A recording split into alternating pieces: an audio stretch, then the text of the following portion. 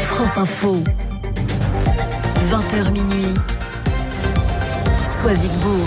Les premières doses du vaccin ont donc été distribuées aujourd'hui en Seine-Saint-Denis et en Côte-d'Or. Portrait de ces tout premiers vaccinés dans une minute après le fil info. 20h10, Mathilde Romagnan. 34 000 nouveaux foyers sont privés d'électricité en Alsace, en Franche-Comté et en Auvergne, conséquence de la tempête Bella qui passe au-dessus de la France.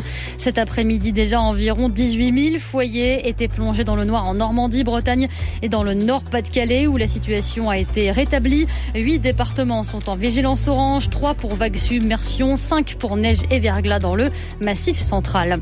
Un nouveau conseil de défense se tiendra ce mardi en visioconférence. Le gouvernement fera le point sur la situation sanitaire dans le pays.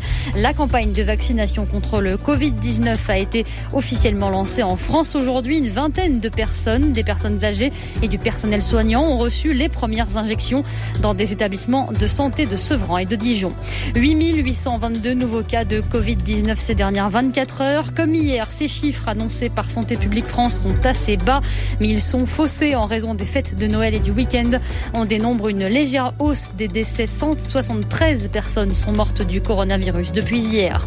Les élections se sont finalement déroulées dans le calme en Centrafrique alors que des groupes armés présents dans le pays s'opposent au scrutin. Les Centrafricains votaient pour le premier tour de la présidentielle et des législatives aujourd'hui.